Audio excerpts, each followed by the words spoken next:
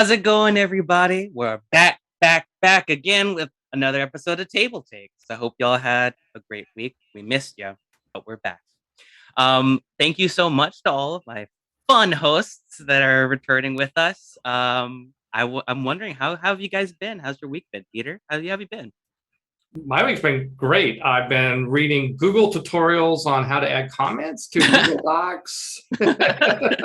Yes, I can see that. I saw the agenda. Yeah. So last week, Javion schooled me on protocol here, etiquette, with our shared documentation system here. So, brushing up. Yeah, and doing this little thing called Akroki, and we're going to Jig Hunt TV, get ready to go down to Reno on Wednesday to promote our shows to other game companies for product placement opportunities. And yeah, that's what I'm doing.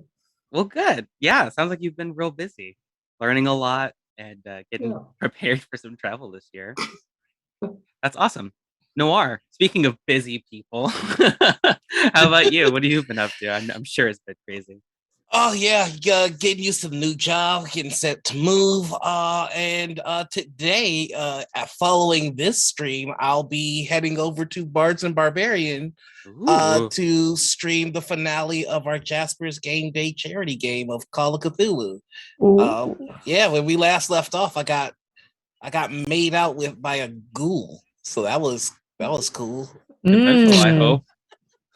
What was that? I said consensual, I hope. I mean, it did. Yeah, it was. Well, that makes me sound like a creep. Like it was like one of those like you're lured, and then like you realize they're a ghoul, and then it's a whole thing. It's like, oh yeah, that happened.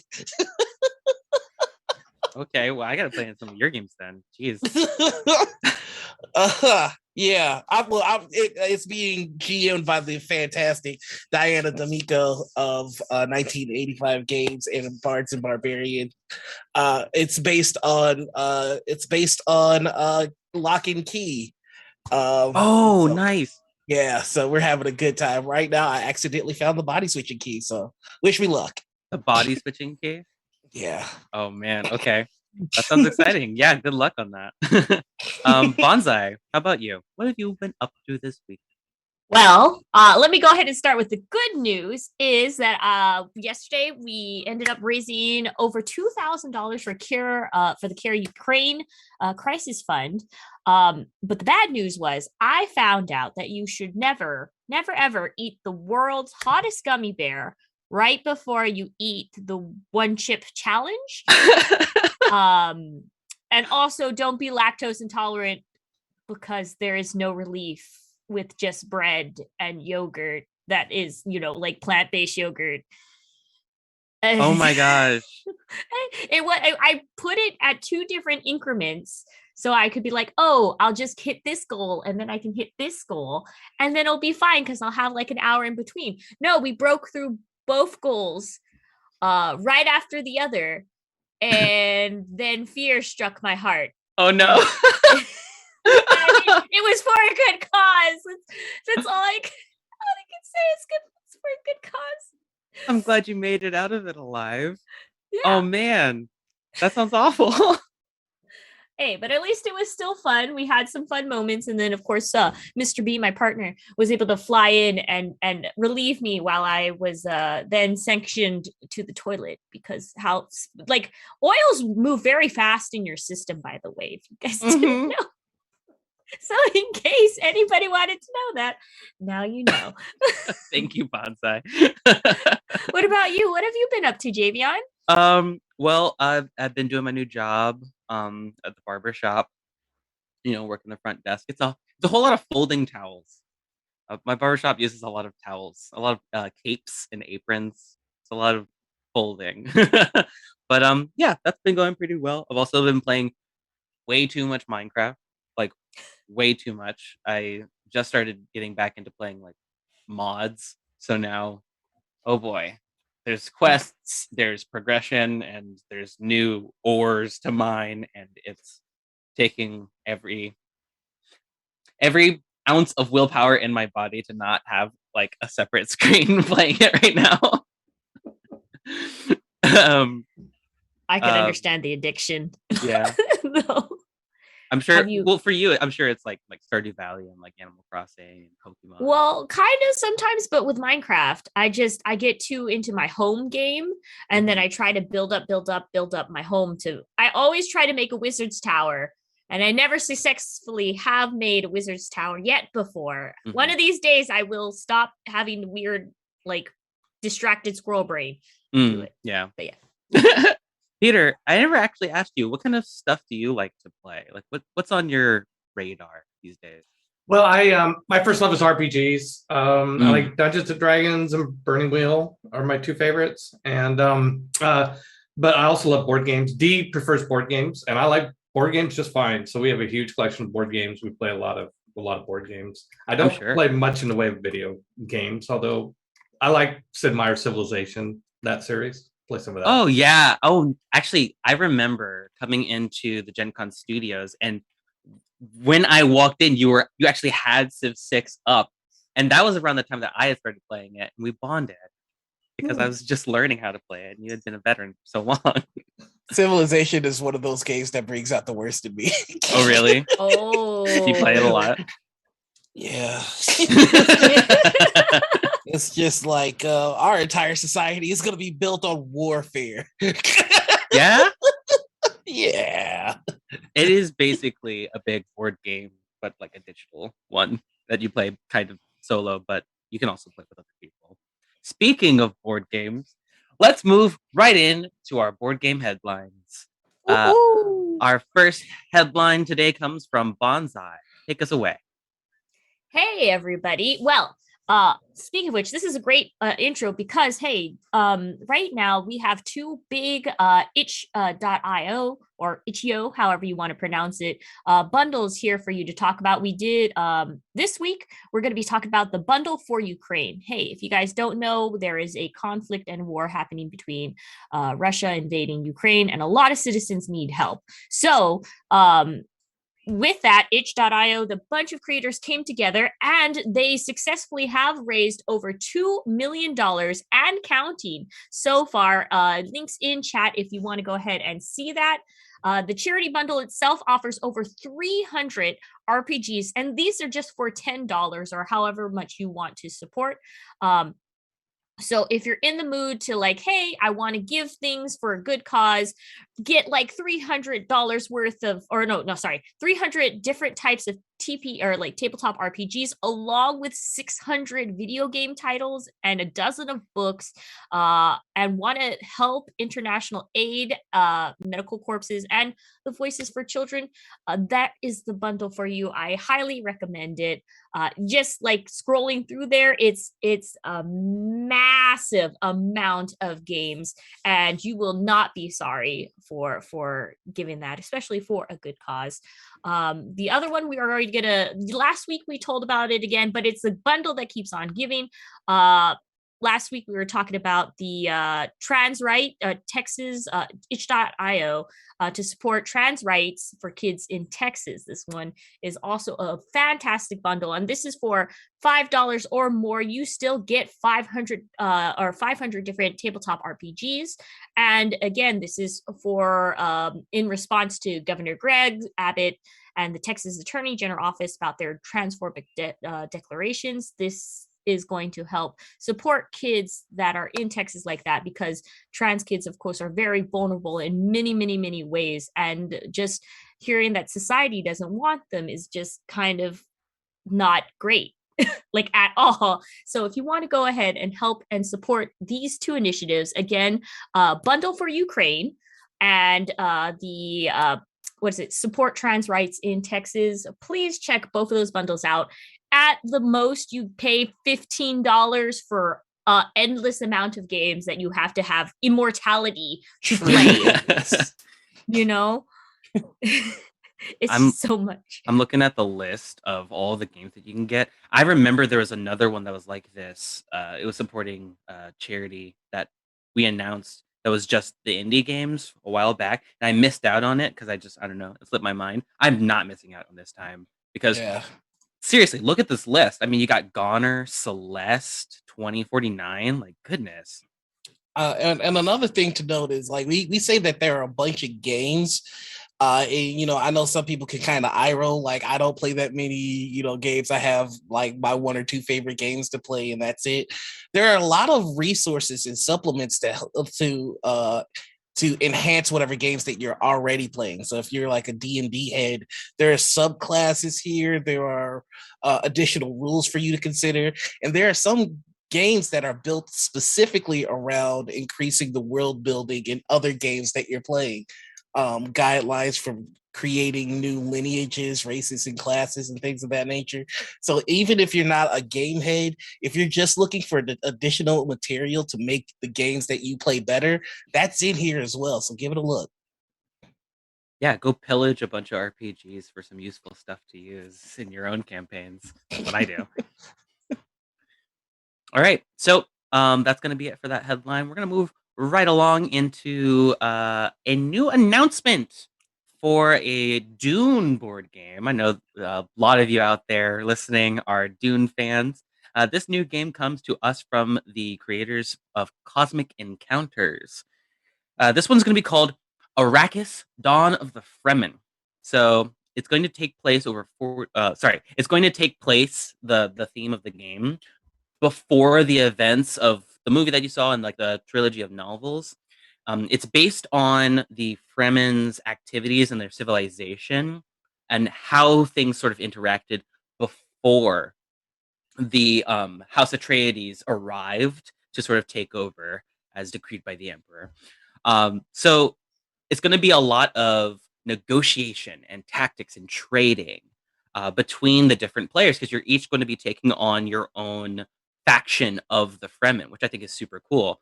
It's going to be a little bit of a departure from the board game that was made by the same creators of Cosmic Encounter 40 years ago that got an update recently. In that one was a lot more about conquest and war and sort of conquering territory, whereas this one is definitely going to be an area control game as well. It's definitely going to have a lot more focus on resource management and survival. So there's a lot to do with trying to make sure that your place on the board is as valuable as possible and fending off invaders from other factions. It looks really, really cool, and it definitely gives you a chance to see a side of Dune that maybe you hadn't explored a little bit before if you've only read the first book or if you only saw the movie. So this is really cool. I already have a huge love for Dune games. Peter, I know you were telling me you love the Dune games as well, right? Oh, I do. I one of my favorite board games is the old Avalon Hill Dune board game. I think it's 40 years ago. I was a teenager, I think, when I was playing it. So yeah, it must be the one. And it reminded. I thought about that game when the first time I played Root, because Root has this this mechanic where all the different characters that you play have very different mechanics, right? And you hope that it's all balanced. And so if you like a game where a board game where each player has very different things going on, and the things all balanced out fairly well, and it's Dune. Yeah, I know that there was definitely a really heavy emphasis on interpersonal sort of conflict, right? Like not just the negotiation, but it was a lot more of like, I won't invade you, or I promise you this if you'll do that for me in the future. With that, well, it wasn't like the cutthroat type of negotiation you find in like diplomacy, but it had a mechanic where like only at certain points of time during the game could you make and change or break alliances. When a worm appeared during Shai Hulud, and then so players would like talk about where they have alliances, and then you couldn't backstab your ally. You were bound to the alliances until the next worm appeared. And so I don't know how worms somehow affect treachery. I don't know, but hey, it worked. In this new one, you can actually take control of the worms and use them to get what you need to, whether it's attacking other people's factions, sort of hindering their progress, or just to travel. Oh, sounds good. I'm in. Let's play. Yeah, it sounds awesome. Okay. So that's going to do it. Soon we will no longer need the bearding module. They're after the spice. Peter, will you tell us about this other new game that's coming out soon? So as many of you probably know, the G.I. Joe role-playing game from Renegade is coming out next month at the end of the month. This is just funny and weird enough that I've tempted to play it. The news part is that it's about to come out, but also the Renegade announced a bunch of accessories for the game, including a bunch of miniatures. So you got miniature of Snake Eyes and Destro and all the original crew. And so I think it's kind of interesting that G.I. Joe has gone full circle from action figures, which is how it was launched, back in the 70s, something like that, all the way completely around to miniatures. That's funny. Anyway. So in the RPG, you play members of, a special military unit, and I think it's it is set in the age of Cobra. So Cobra has taken over the world. It's a terrorist organization. They've impersonated the president of the United States by planning a guy who's like shape changed or something like that. And so you're fighting terrorism on a grand global scale. America.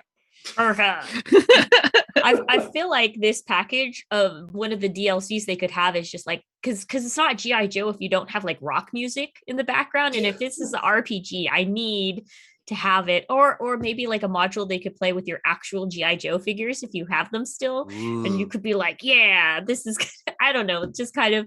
That's what I think. When I think G.I. Joe, you have to go like super rock, super muscular, super like G.I. Joe. And the Kung Fu grip, man. You need the Kung Fu grip. all I know is that if this RPG doesn't have and learning is half the battle mechanic where you get extra points for giving an after school special type message, I don't want to play it. That needs to be, hey, there we go, Renegade. Listen to our comment. That sounds really cool. There's a lot of content that you get here too. Yeah, it's a big book. I mean, they're doing it right, Renegade makes some good stuff, so it'll be fun. Oh yeah. I'm a huge fan of their Power Rangers game that they came out with too. So yeah, these guys are not missing. They just don't miss. Yeah, I agree. Speaking of not missing, look at that. Noir. What headline do you have in your sights? Oh, let me take my shot at it.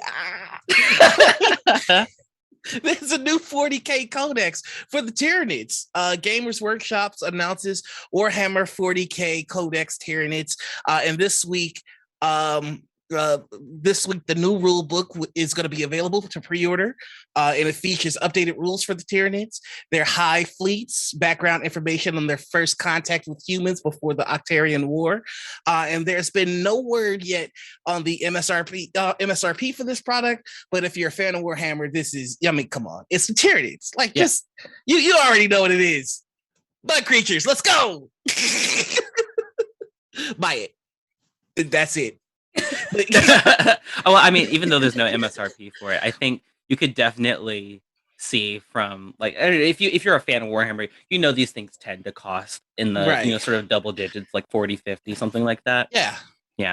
I mean, I sincerely doubt there's going to be any major surprises with the MSRP on this. Right. If you've picked up a codex for any of the already established armies, you generally know that you're looking around when I was doing it, it was around a $30 to $50 price point. This is a hobby that you invest in. And I don't see anybody really kind of looking at this that's not already invested. And it's the Codex. It's your lore. It's where you find out about their tactics. It's where you find out about who they are as an army. And if you're already even slightly interested in this, that means that you've already kind of gotten to the point where you've either thought about or have already been actively putting that army together. So this is a layup. Pick it up. Learn more about your army. Get your tactics ready and be a creepy bug army at your friends. That's how I show my love to my friends. I just send bugs after. Oh, really? Good to know.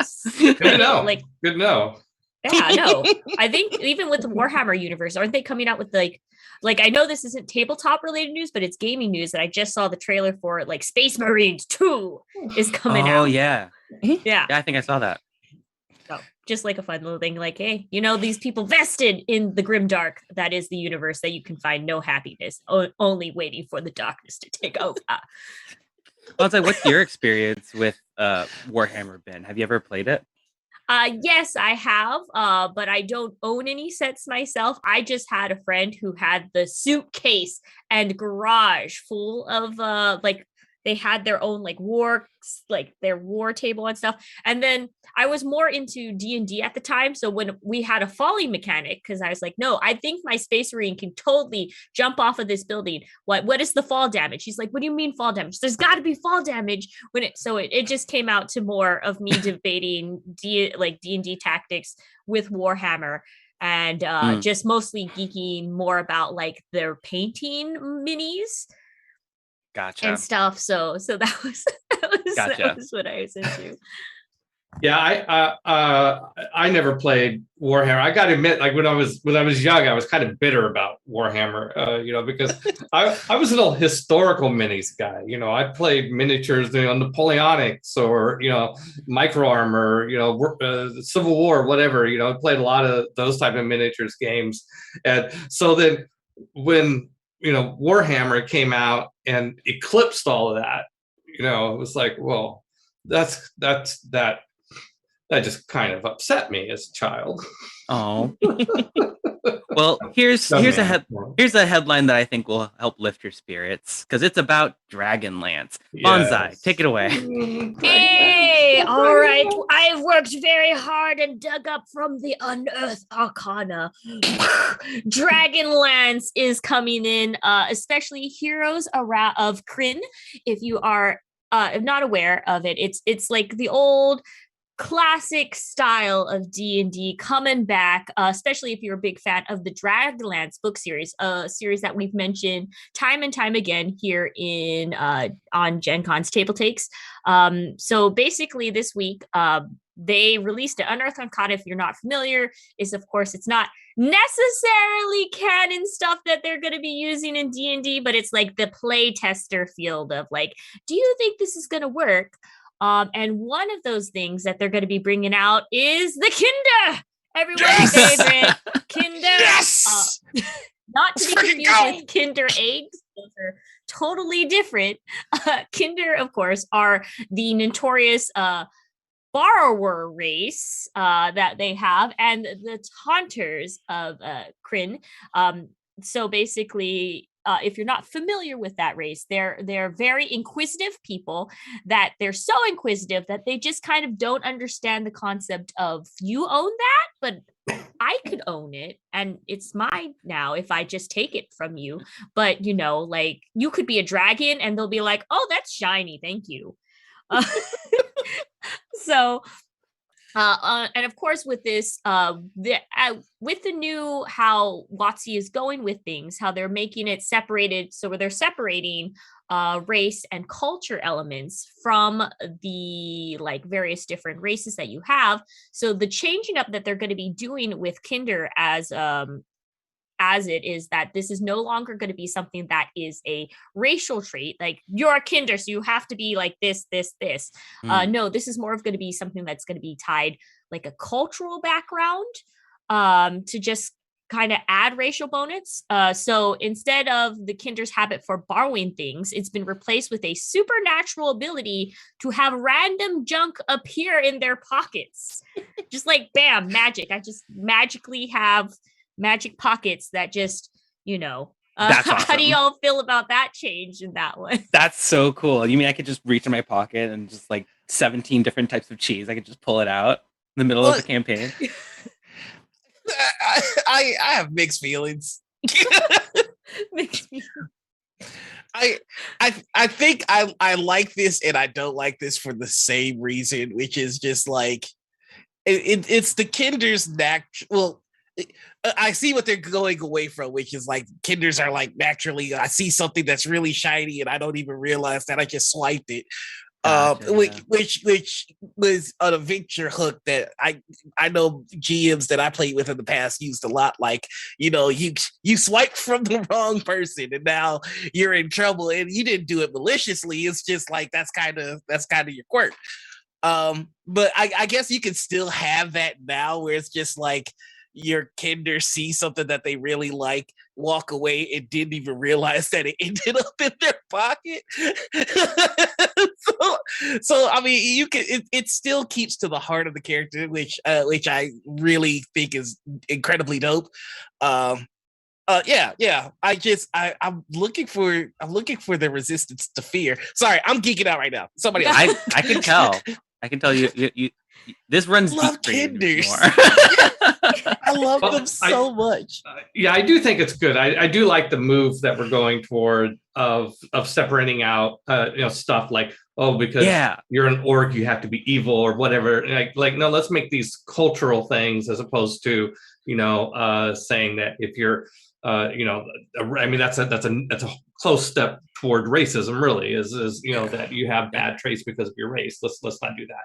So that's good. I'm glad that they're going in that direction, and we're all trying to improve all the time, right? So yeah. We as an industry should be doing that too. So that's good. Yeah. And you can always play it the old way, and you could be you could have that your kinders are thieving scoundrels still, but it's their culture. It's not like if you wanted raised it with loving parents, they couldn't be taught to be lawful, right? So yeah. Although if you do find that as you pull stuff out of your supernatural pocket dimension pockets, that other things go missing in other places, I feel like you have a duty to find those places and give them back, which sounds like the longest what's the opposite? Escort mission or delivery mission that in any D&D campaign I've heard. Yeah, it sounds like that sounds like the task the list of never-ending action items to me. Yeah, like it just gets longer and longer because you can't take them off fast enough. Yeah. Right.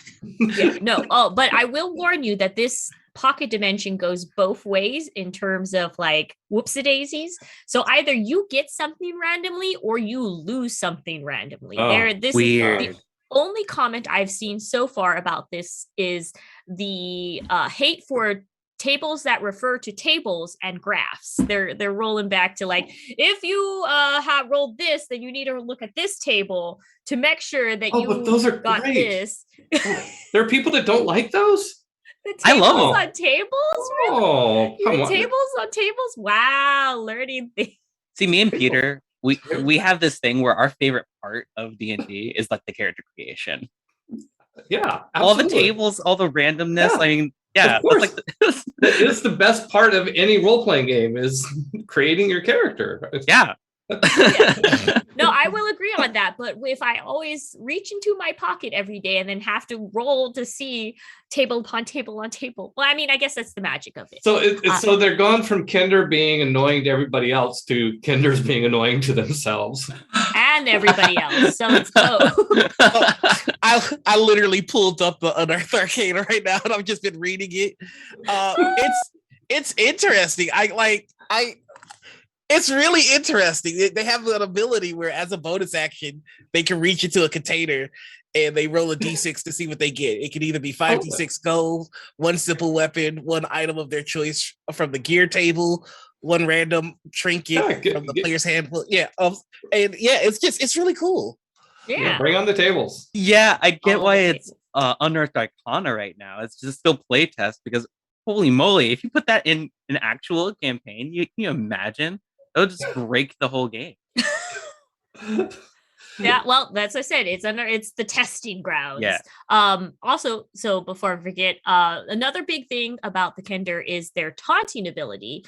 Now it's going to be a supernatural ability that they get. Essentially, the elements of Kinder have been revoked as an essential like racial trait, but it doesn't quite extend. It's just you psychically know how to get on people's nerves. You just like you get like spidey senses, but then you're like, oh, I'm gonna just mention about their receding hairline, and that's just gonna get them. Like you have an inkling. You it's like an empath of making people mad. That's what they get. They have the empathic ability to make somebody mad. The wording they use is you have a supernatural ability to hone in on a creature's emotional raw nerves and craft a taunt that flusters the creature.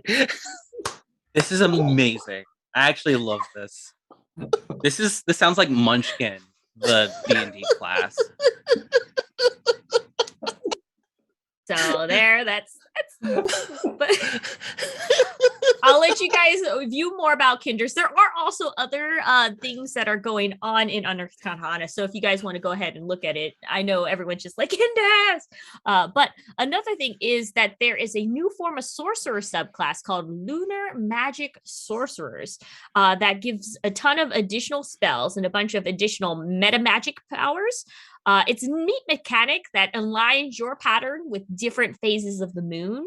So like you grow more powerful when you get closer to your eclipse of like what is your zenith of what moon part do you most align with. And then it just seems like a very thematic thing. So if you got that friend who's like really into witch cottage core and they're like, yeah, lunar cycles, this is maybe you're like, hey, have you heard of lunar sorcerers and stuff? But yeah, so another thing that I think is the biggest, like one of the, other than of course the Kinder, is that the unofficial, like the Unearthed Arcana announces a few backgrounds that provide feats and actual mechanical benefits. These background feats also act as like prerequisites for certain feat chains, and it seems that this is like how I said, the cultural, like let's make it everything cultural background versus like racial background. I think this is the right step in terms of like stepping away from that and like makes it more mechanically sound and also makes character creation better, because then you got these like, hey, here's these prompts if you want these class, this is how your person grew up in what circumstances. What do you guys think? Yeah, I think from when it started with Tasha's Cauldron making all these sort of changes, it's just been like a domino effect. Now everything D&D has been doing has been just experimenting with different ways to get people to be able to have lots of variability with their character creation, but also not having it tied to what we made back in advanced D&D is now how orcs are going to be forever. No, I think it's a good step. And then also now it makes sense. Like I remember I had to convince my D&D or like my GM when I started playing that I could play a barbarian elf. They're like, what? I mean, yeah, I'm just not going to be. Yeah, I did a barbarian elf. It was. I meant great. like, I can't believe that was even like a challenge. Like that sounds awesome. Yeah, it was fun. It was fun. It wasn't that big of a leap because I had a very understanding group, but they're like, why a barbarian elf? Like, you know, like you get better racial classes if you're with this person. I'm like, gotcha. No, I want to be a angry elf because, you know, they're not always just pretty bouncing in the forest. I want to be angry and have, you know, just. I hear you. Well, I hope you got to play through that campaign, and I hope you got to be that angry elf as much as you wanted to. It was great. Yeah, I'm reading through these feats, and I really do love how they not only are really cool feats, but they add a bit of narrative flair to it. Like, just following one feat chain, it's like, you know, you go from being divinely favored to the next feat is divine communications. That's like, that is. It just, as a GM, I just, even with the names of it, without even seeing what it does, I can play with that, and I know, okay, this is how we're taking the character, this is how we're treating them, and this is how we're going to manifest what the feat does through the story. So I really like them going in this direction. That's really cool. Yeah, when I heard lunar magic, and when Banzai, when you were describing it, it sounded a lot like the lunar druid, like the path of the moon, where it's more about like turning into different animals and stuff like that, and like, using moon magic. So it could be an interesting pairing for a campaign where if you want to use a Kender and also, you know, add that class onto it, if it ends up being that. Or multi-classing, I guess. I'm a traditionalist. If I'm playing a Kender, you know I'm going rogue, baby. Yeah. I can't help it. Okay. Well, that's gonna do it for our headlines today. And we have one more thing to talk about that actually isn't a headline, but it's very important. Marcus, I think you know what I'm about to say. We I saw a Gen Con post on Facebook pretty recently that I had to talk about with y'all. This is a waffle alignment chart, or rather, a waffle. Oh no, it is a waffle alignment chart. Yeah. Okay. So basically, in this chart, it takes all of the. I mean, you already know what it is. It's different. There's different types of waffles. So you've got your waffle good, your waffle evil, and your waffle neutral. And I was curious if you guys pull this up real fast. I think it's in the. Yeah, I can Yeah, see it's it. on Okay, the it's on screen. screen. Okay, good, good, good. Yeah. So I know which one I am, and you can see that there's lots of really ridiculous ones. I want you guys to tell me which one you think you would be. And remember, there's no judgment. There's no requirements coming from my part at all. If you want to be a weird evil waffle, go for it. There's no judgment, from me. Judgment, wild If you want to be a weird, All right. Who wants to go Peter, first? Peter, you go first. Peter, Yeah. you go first. Oh, well, I'm neutral good. Waffles are not. I mean, it's Gotcha. yeah. I mean, I'm about the goodness. I love the goodness, and but I don't always follow the law. Down in the layer, you got to have some balance. So between chaos and waffle, I'm kind of in the middle, and I like how it looks on my plate too. Okay. So a D20 waffle then. Yeah. The Okay, D20 gotcha. waffle. Gotcha. Neutral Yeah, good. that definitely sounds like you, Peter. Yeah. Banzai, what about you? Oh, I'm flipping between like chaotic good waffles because I like some chocolate chips and stuff in there. I can't have ice cream anymore. Dang it. Oh, But if no. I could, I would. That's the But saddest thing also I've heard all chicken day. waffles is really good too. Yeah. It's hard for me to choose. I think maybe no, actually no. I'm gonna go chaotic good because gosh darn blueberry waffles or raspberry filled waffles. Yes. Gotta have them fruits in it. Yes, I completely agree.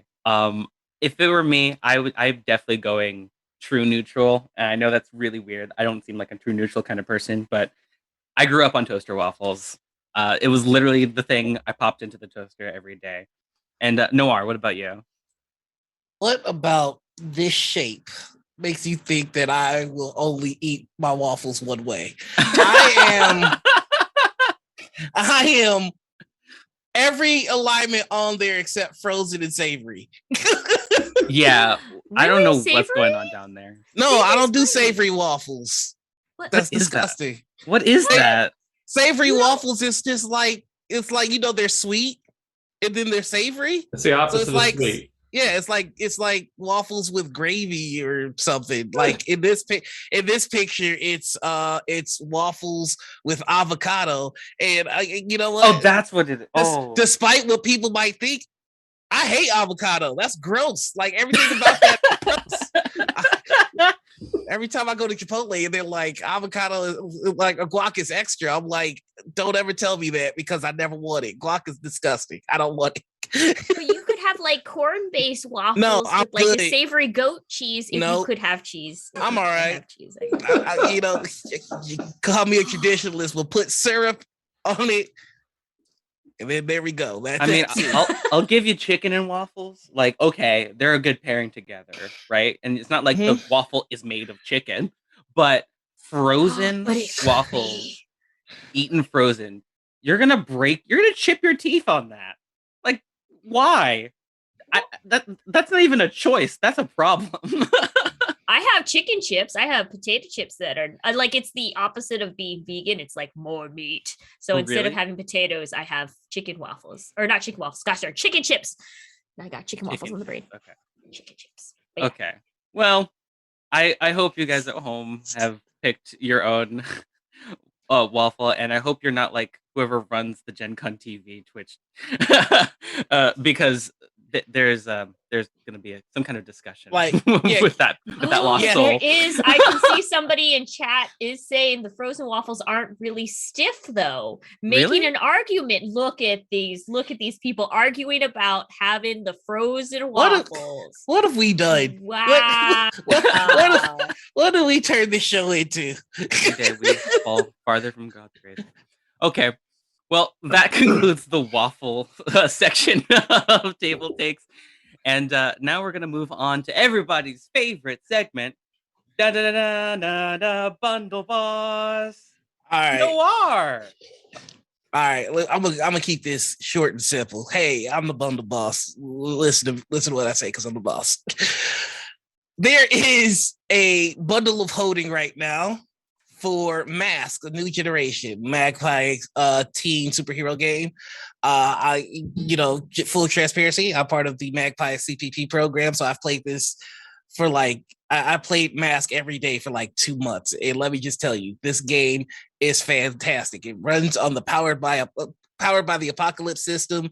If you like Teen Titans, if you like Young Avengers, if you like any of those CW shows and you want to recreate them and do it better, this is the system for you. They have all of your favorite archetypes, and with this particular bundle, you're going to be getting the expansions that allows you to, the original core book didn't have the super soldier or the Aegis member. Aegis is this world's shield. So you can be a shield agent, you can be a super soldier, you could be an alien from another world. This game is fantastic. It's really heartfelt, and you can tell so many different types of stories with it. Right now, for just $12.95, you get all 5 titles in their complete collection, which is a retail value of $55 as DRM free ebooks. And you're helping fight the pandemic because 10% of your purchase after gateway fees, of course, are going to be donated to this Mask Offer pandemic-related charity, which is going to be Direct Relief. Direct Relief sends protective gear and critical care medications to health workers with emergency deliveries to medical facilities across the U.S. and Canada to regional response agencies around the world. So you get an amazing game, an amazing system, and you're doing a lot of good because the pandemic is not over yet. This is simple. Please go out, get this $13 for $60 worth of amazing, well-designed gameplay.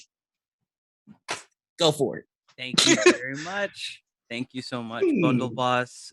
It's time for your scheduled break. We're going to now move on to the Kickstarter corner. Oh, okay. You took that literally. Yes. Kickstarters. We're going to talk about some Kickstarters, folks. We got some really good ones for you today. And we're going to start with Peter.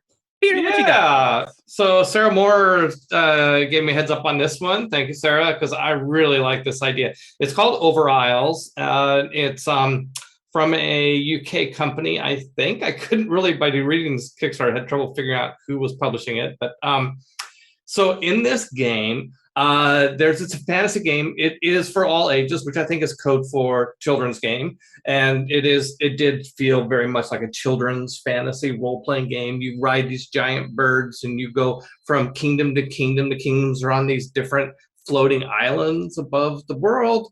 And it's sort of Arthurian Celtic sort of mythology, but there's corruption that's coming to the world and you have to save the world from the corruption, of course. But the interesting thing about this too is that it is they have an agenda of trying to help people learn sign language, and this so there's a lot of deaf people who are involved in the creation of this game, design and the artwork and so on.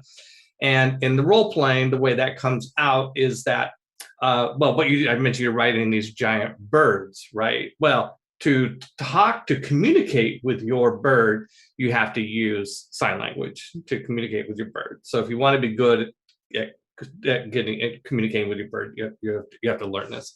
So that's pretty cool. So and you're in a night order called the Silver Apples, and so I don't know if you're riding birds in your knights.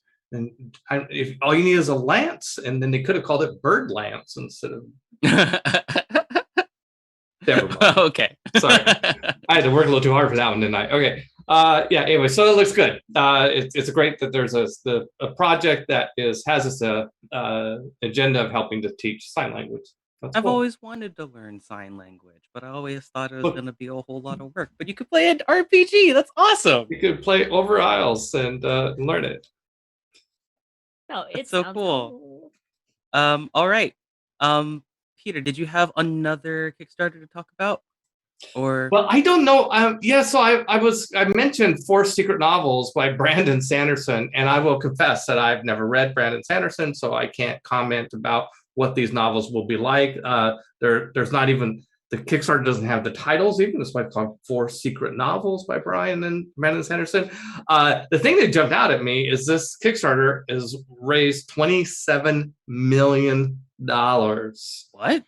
And it is like it is the biggest Kickstarter in Kickstarter history. So, I mean, for that reason alone, you kind of we should be covering it. We should be talking about it. Yeah. If I could just hop in here, Brandon Sanderson is an amazing author.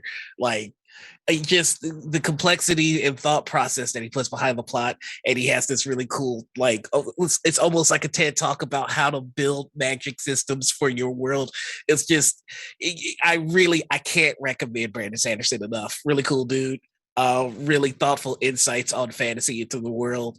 And yeah, you're absolutely right. We should be covering this because like this, like it'd be like, you know, Token coming out with a Kickstarter. Like you just look into it. You kind of have to.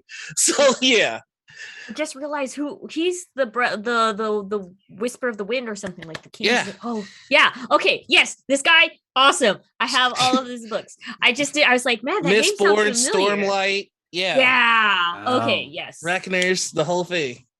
Yeah. Okay. Maybe I'll have to read one of his books. I mean, I have such trouble like picking up a fantasy book to read. I love playing fantasy role-playing games. It's my favorite type of role-playing. The favorite genre is fantasy. But when it comes to books, I tend to read books on history, like real life, real world history. If I want to read a novel, it usually ends up being a sci-fi novel. For some reason, for fiction, I prefer sci-fi to fantasy. I don't know why, but you know, maybe I'll just have to break down.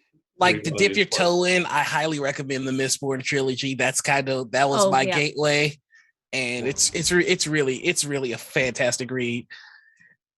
Okay. Way of the Kings is also pretty good. If you were going for more historical, I think Way of the Kings has a good one. Yeah, that's more like semi-historical in a sense of another world's history. Fantasy history. There you go. I know I recognize that name, Brandon.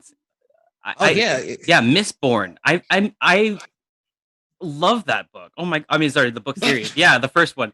I only read the first one, but I loved it when I read it. That's wow! I had no idea that was him. That's so cool, and it's still going. Like the Kickstarter is actually still going. It's got 20 days left. It's still climbing. Wow.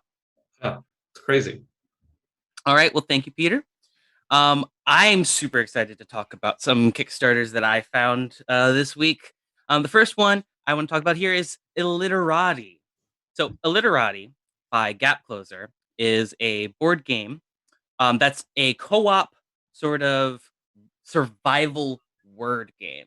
So I've never played a survival word game before. So when I looked into this, I found that it has a lot of unique mechanics. What you're doing is you're trying to fight against the Illiterati, which is a secret organization who want to make the world illiterate. Oh, and I'm not sure why. I guess you'll have to buy the game and play it to find out why. But you have to stop them, otherwise nobody's going to be able to play RPGs anymore. So the whole point of it is that you're playing this co-op game where you have these sort of books that you pull out, and you need to sort of fill these missions. Like you might have to make an 8-letter word that uses as many green letters as you can, or you might have to make 2 3-letter words, but they have to rhyme. It's got these strange mechanics where the Illiterati bosses are going to make you discard tiles or force you to rearrange your tiles in a way that you didn't want to. But you have a time limit on how long you can spend basically playing Scrabble together with each other's words or letters rather. And you can even spell words and put them in front of other people to help them satisfy their sort of personal goals that they're trying to accomplish. Super interesting mechanics. It's 1 to 5 players, and you don't have to be really good at Scrabble in order to play it. So, like somebody who's really good at spelling word games might be able to help out a whole lot during that portion of it, but you need a lot of tactics, and you have to be really good at playing on a team to be good at it. So the Kickstarter doesn't end for another 13 days. So you got plenty of time to jump on it, and it's fully funded. And there's a lot of backer levels that offer you a whole lot of huge bonuses, like upgraded screen printed wooden tiles and sliding a deluxe box, a jewel capped hourglass. I could go on and on. Check out Illiterati on Kickstarter today. Use the link in chat if you want to take a look at some of the really pretty art that they have too. Speaking of pretty art, I've got another Kickstarter. This one's called Hamlet. This one is a village building game. It is a communal village building game, meaning there's one board, not really a board, there's one village that you're all building together, but you're competing to be the one who contributes the most to the hamlet. So for those of you who don't know, a hamlet is just a term for a small European village with no church. And that's the whole goal of the game, is to build the hamlet's church so that, well, it's not a hamlet anymore. And then it's a real village, a real city. So, or town rather. So, in order to do this, you are constantly going to be managing your resources and your workers. There's a whole lot of bits. It looks really, really pretty. But the best part is all of these strange, sort of abstract, I wouldn't say asymmetrical because they all fit together, but they're very atypical shaped tiles that you're placing down to create the village. So somebody might be making a blacksmith's cabin over here while somebody else is farming over in the other direction. And the distances between the different buildings that you're crafting actually matters because delivery times matter as well. And there's like a different kind of economy system built every time you play the game. So the game's different every single time you play it. It looks so cool. Definitely a hot buy for any of those resource management players out there, or anybody who wants to try a new kind of Euro game. It looks really good. And of course, I got to gush about the art and the upgraded bits because you guys know I love a thick chip. And so they've got the tokens that are really like like metallic ones, but they've also got the upgraded box insert. It's really, really cool. And it's got plenty of time left, 17 days to go. Again, fully funded. And it looks really, really good. I think you guys should definitely check it out. Check out that link in chat. Okay. So my last one that I wanted to talk about, this is the one I was so excited to tell you guys about because this is actually something I had a chance to demo years ago. And they fully finished their game. And now this Kickstarter is about their expansion. Plus, you can get their game system. It's called Blinks. So Blinks is an amalgamation of board game tiles, hex tiles, and the digital world of video gaming sort of combined together. So what you get if you purchase just the game system itself or the new party expansion, you get a bunch of mini games that all use these LED tiles, these hex tiles that fit together with magnets and infrared lighting so they all actually communicate with one another and store information inside the hex tiles. And you get different mini games that you can play too. So all you have to do is set them up. Like I think it's a little plug or something that you put into one of them and it communicates to all the rest of them which game is going to be played. And you can add new tiles in so you can mix and match different ones as long as you know which game you want to play. The games for this you would think would be kind of gimmicky and kind of normal, but they are so involved. The one that I got to play was kind of like a chess type game where you're trying to get your pieces to the other side of the board by moving them, kind of like Hive, if you've ever played that. It's kind of like Hive boosted.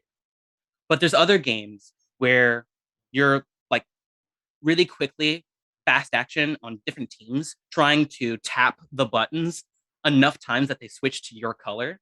and it's all timed, so you're just like rapidly tapping on everybody's hex tiles and everybody's reaching over each other. But like there's also a bluffing game and like a mystery, like deduction, like hidden identity game involved in a bunch of these. They have so many crazy expansions for this game, and it really justifies the price point. So you can get any of the 3 levels. You can just pledge the $60 for the party expansion, which is already 40% off the retail price. And you get the 5 party pack games, and you get enough hex tiles. They're called blinks to play with. Or you can do what I did, and you can get the Blinks game system, which comes with all the original games. You get 9 of the most popular ones they curated for you, and the 9 Blinks to play with up to 8 or even more people, depending on which game that you play. And of course, there's the big bundle for $150, or the super huge bundle, the $400 one, where you get all 40 Blinks every single game, and you can play every single one of them with up to dozens of people at once. I was so excited about this one because it's so rare to see a really portable way to play a digital board game together. It looks really, really cool, and it's got 13 days left on its Kickstarter before it ends, and you're gonna have to look somewhere else to try to find it. So go ahead and check out the Blinks game system today. All right, and Banzai, looks like you've got a Kickstarter for us as well. What is it? Hey everybody! Yes, really quick, I have a 2023 quest calendar, a space fantasy RPG. It ends in 12 days, Monday, March 21st. So it literally is a desktop tearaway calendar full of adventure. Javion, I think, talked about this when he visited last time. While he was a retaining host, but now that he's official, I'm just going through. But yeah, no, the last one they had for last year was a fantasy based. This one is going to be a sci-fi based one.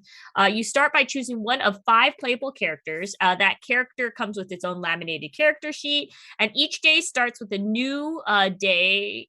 Of course, but a new adventure that happens and options that are available to you, and you roll the dice to see what the outcome is.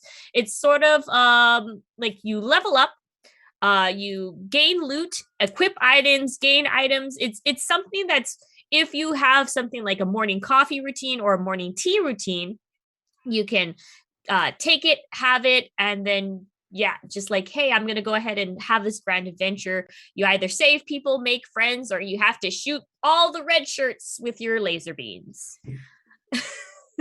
So yeah, that once again, that is Quest Calendar, a space fantasy RPG. All right, and our last Kickstarter comes from Noir. All right, call me Earl, because I'm about to bring this to you real quick. All right, this is the Adventurous Compendium from Talon and Claw. If you are like me and you are excited to get back into conventions, this is the Kickstarter that you need to be looking into. The Adventurous Compendium is the first all-in-one system from Talon and Claw that's been designed with the player's convenience and portability in mind.